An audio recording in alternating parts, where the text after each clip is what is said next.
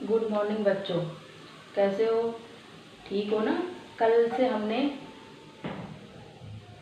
Online पढ़ाई शुरू की थी, तो हम लोग पढ़ रहे थे, विज्ञान विषय पढ़ रहे थे, कक्षा 9 का, और पहला पाठ पढ़ रहे थे जिसमें हमने कल आप लोगों को पदार्थ के बारे में बताया था कि पदार्थ क्या होता है, पदार्थ के एग्जाम्पल्स क्या होते हैं। ये सभी मैंने आप लोगों को पदार्थ के बारे में कल बताया था कि पदार्थ किन किन कणों से मिलकर बना होता है। ठीक है, तो कल हमने यहाँ पे कल आपको पदार्थ के बारे में पढ़ाया था। फिर आज हम लोग पढ़ेंगे अपनी वीडियो में इसमें पदार्थ की अवस्थाओं के बारे में। पदार्थ की अवस्थाओं के बारे में आज हम पढ़ेंगे, पदार्थ की अवस्थाएं।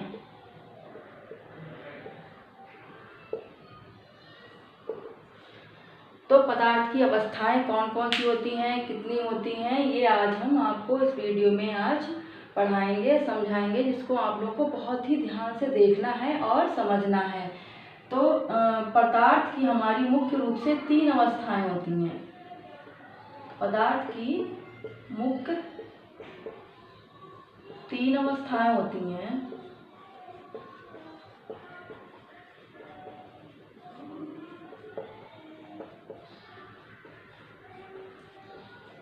नंबर 1 होती है ठोस अवस्था,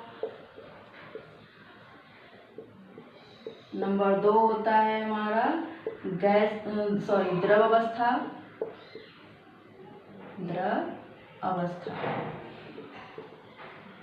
और तीसरी हमारी अवस्था होती है गैस अवस्था। ठीक है, तो हमारी पदार्थ की मुख्य रूप से 3 अवस्थाएं होती हैं। नंबर 1 ठोस, नंबर 2 द्रव, और तीसरी हमारी गैस अवस्था। अब हम इन्हें एक एक करके इन अवस्थाओं के बारे में यहाँ पर अध्ययन करेंगे। तो सबसे पहले हमारी अवस्था है ठोस अवस्था। जो हमारी ठोस अवस्था होती है उसमें जो ठोस पदार्थ होता है, जैसे कोई भी पदार्थ हमने ले लिया ठोस, जैसे कि मान लो हमारा ये ठोस एक पदार्थ है। ठीक, इसके जो कण होंगे जिनसे मिलकर ये ठोस हमारा बना हुआ है, उसके कण बहुत ही बिल्कुल पास पास में होंगे। इनके बीच में किसी भी प्रकार का रिक्त स्थान बहुत ही ना के बराबर होगा। बिल्कुल पास पास में इसके कण होते हैं। ठोस के कण बहुत पास पास में होते हैं। देखिए, ये बिल्कुल इस तरह से, ये इस तरह से हमारे ठोस के कण होते हैं। कोई भी ठोस पदार्थ हो गया, उसके कण बिल्कुल इतने पास पास में होंगे, इनके बीच में रिक्त स्थान बहुत ही कम होता है। तो ये हमारा ये ठोस अवस्था हमारी हो गई। ठोस की जो होते हैं उसका आकार और आयतन दोनों ही निश्चित होता है।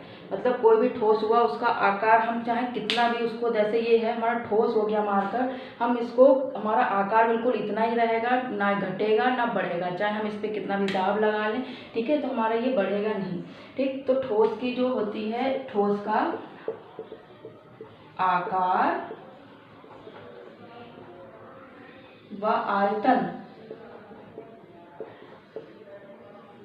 दोनों निश्चित होते हैं।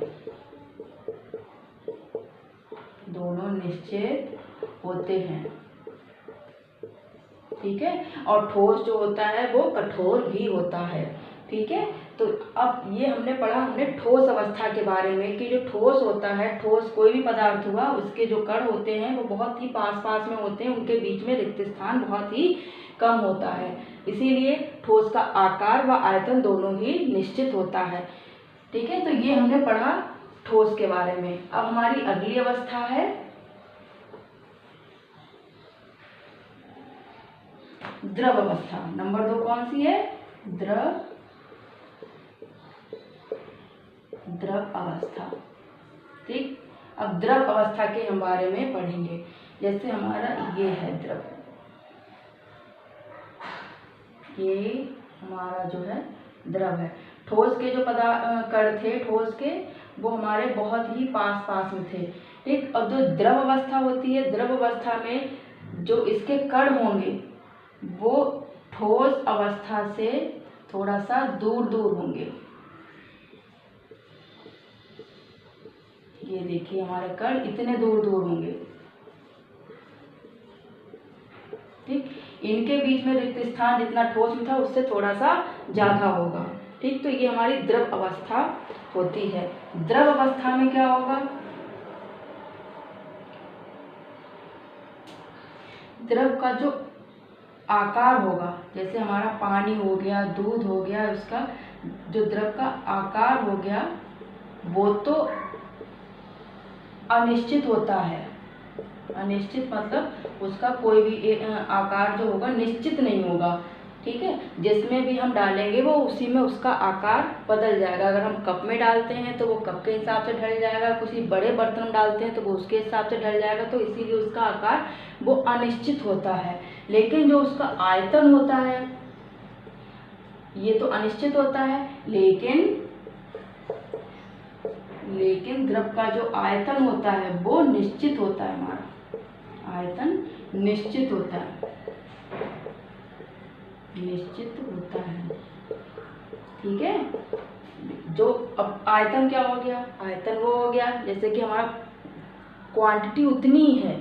ठीक है, लेकिन जिस हिसाब से हम जैसे बर्तन में उसको डालेंगे वो उसके हिसाब से ढल जाता है। लेकिन उसकी अमाउंट मतलब उसका जो जिसको नापते हैं वो तो उतना ही है। जैसे 1 गिलास पानी है तो वो रहेगा 1 गिलास ही पानी, लेकिन चाहे उसमें हम प्लेट में डालें या कप में डालें या भगोने में डालें तो उसका आकार अनिश्चित हो जाता है, मतलब बदल जाता है। ठीक है, एक जगह नहीं रहता। अब हमने ये पढ़ा हमने द्रव के बारे में। अब हमारी अगली अवस्था हो गई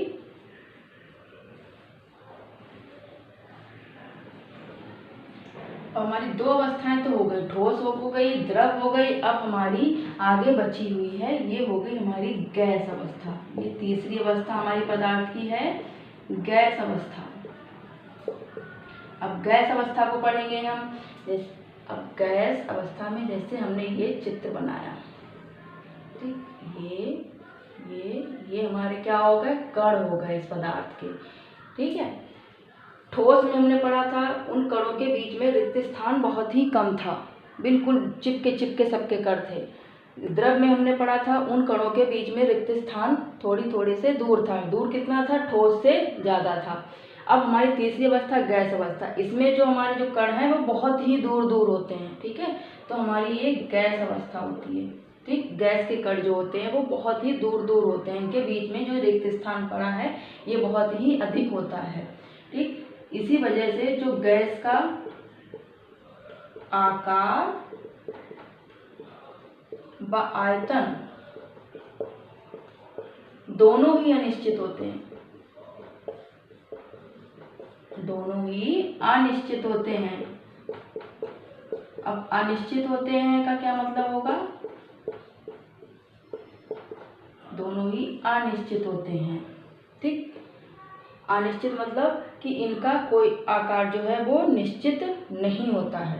ठीक, इसीलिए ये अनिश्चित होता है। जैसे गैस में जैसे भी जहाँ पर भी रखेंगे जिसमें भी भरेंगे वो उस हिसाब से ढल जाएगी। ठीक है, तो गैस का आकार और आयतन दोनों ही अनिश्चित होते हैं। ये हमने आज पदार्थ की अवस्थाओं के बारे में मैंने आप लोगों को बताया कि पदार्थ की कितनी अवस्थाएं होती हैं। ठीक है, पदार्थ की कितनी अवस्थाएं होती हैं? पदार्थ की मुख्य रूप से 3 अवस्थाएं होती हैं, ठोस, द्रव, गैस। ठीक है, ठोस के बारे में मैंने आपको पूरी अच्छी तरह बता दिया कि ठोस के जो कण होते हैं वो बहुत पास पास में होते हैं, उनके बीच में रिक्त स्थान बहुत ही कम होता है। फिर अगली द्रव अवस्था में क्या होता है? द्रव के जो कण होते हैं, द्रव अवस्था में जो पदार्थ के कण होते हैं वो ठोस से ज़्यादा दूरी पे होते हैं, उनके बीच में कणों के बीच की जो दूरी होती है वो अधिक होती है। और गैस में क्या होता है? गैस के पदार्थ में कणों के बीच की दूरी अत्यधिक होती है, मतलब बहुत ही ज़्यादा होती है। इनके जो कण होते हैं वो बहुत ही दूर दूर होते हैं। ये देखिए इस तरह से। ठीक है, तो अब ये हमने पदार्थ की अवस्थाओं के बारे में अब हमने पढ़ लिया। अब हम अगला पढ़ते हैं।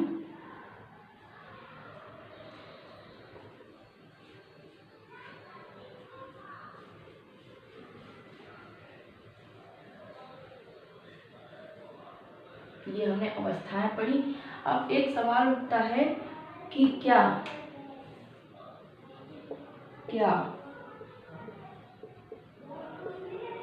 पदार्थ की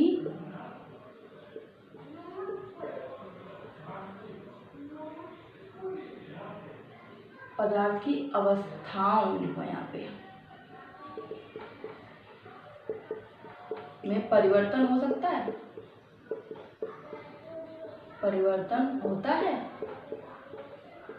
ये देखिए, ये हमारा प्रश्न उठता है कि क्या पदार्थ की अवस्थाओं में परिवर्तन भी हो सकता है।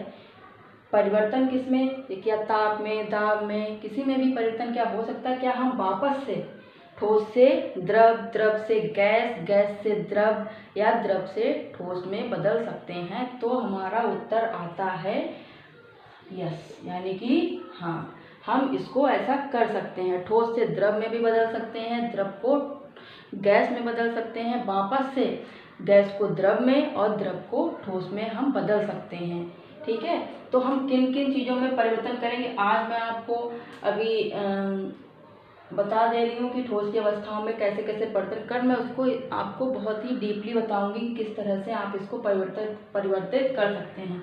तो नंबर 1 होता है हमारा तापमान में हम परिवर्तन करके भी, तापमान में परिवर्तन करके,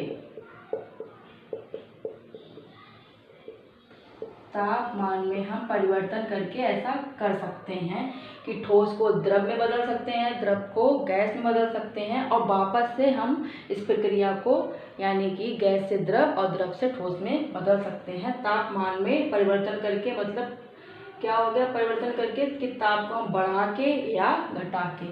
फिर दूसरा हमारा हो गया दाब में, दाब में, दाब यानी कि प्रेशर, प्रेशर माने दबाना।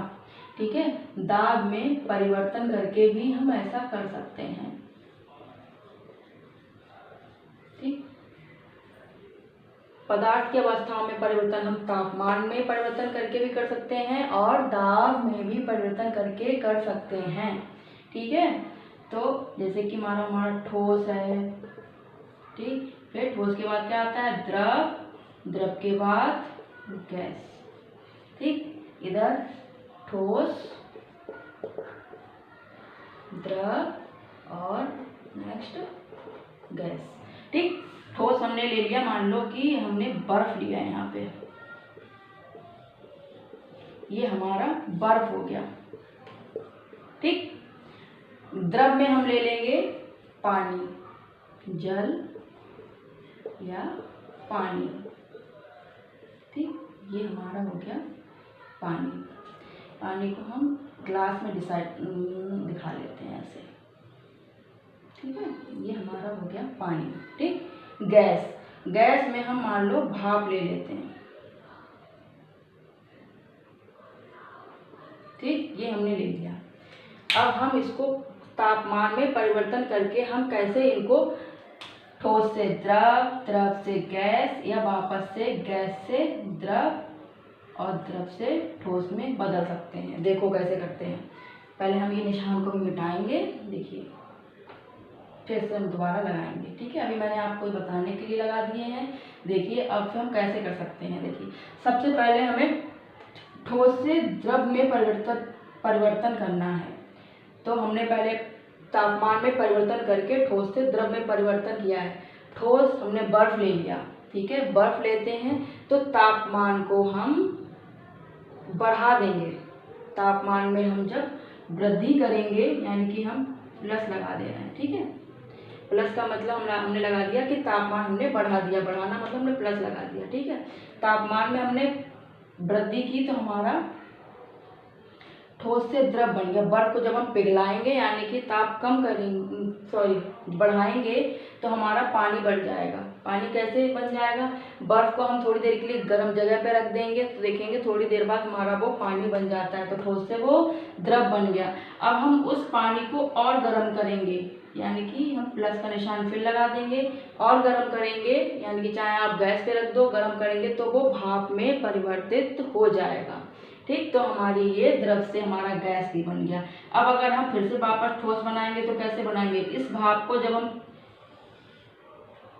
इसका तापमान घटाएंगे, जब हम गैस का यानी भाप को तापमान घटाएंगे तो हमारा ये जल में परिवर्तित हो जाएगा, पानी बन जाएगा। फिर हम उस पानी को हम जब फ्रिज में रख देंगे, जब फिर उसका ताप कम होगा तो हमारा वो बर्फ बन जाएगा। तो हम देख सकते हैं कि हम अगर किसी भी पदार्थ है उसकी तापमान में परिवर्तन करके, बढ़ा के या हम घटा के उसके अवस्था में परिवर्तन कर सकते हैं। ठोस से द्रव में बना सकते हैं, द्रव से गैस भी बना सकते हैं, गैस से फिर वापस द्रव बना सकते हैं और द्रव से हम ठोस बना सकते हैं। ठीक है, इसी तरह से हमारा द्रव में भी होता है, दाब में भी होता है। ठोस में हम दाब में परिवर्तन करेंगे तो द्रव भी बन जाएगा और द्रव से गैस भी बन जाएगी और गैस से फिर वापस द्रव और द्रव से हमारा ठोस भी बन जाएगा। ठीक है, तो आज की वीडियो हमारी आप लोगों को समझ में आई होगी। आज के लिए हम इतना ही पढ़ाएंगे। ठीक है, कल मैं इसके आगे का नेक्स्ट टॉपिक फिर पढ़ाऊंगी और इसको मैं आपको दाब में भी परिवर्तन के बारे में भी कल मैं आपको अच्छी तरह से बताऊंगी और इसको हम कल गहराई से अध्ययन करेंगे। इसको गहराई से मतलब डिटेल में फिर मैं आपको बताऊंगी। ठीक है, तो आज के लिए मेरी वीडियो में आप इतना ही देखिए। कल मैं, और मुझे उम्मीद है कि आपको समझ में आया होगा। आप लोग इस वीडियो को देखिए, समझिए। ठीक है, फिर इस वीडियो में जो भी आपको मैंने समझाया वो समझ में आया होगा, आप पढ़िए उसको। कल मैं इसका नेक्स्ट टॉपिक आपको पढ़ाऊंगी। आज के लिए धन्यवाद।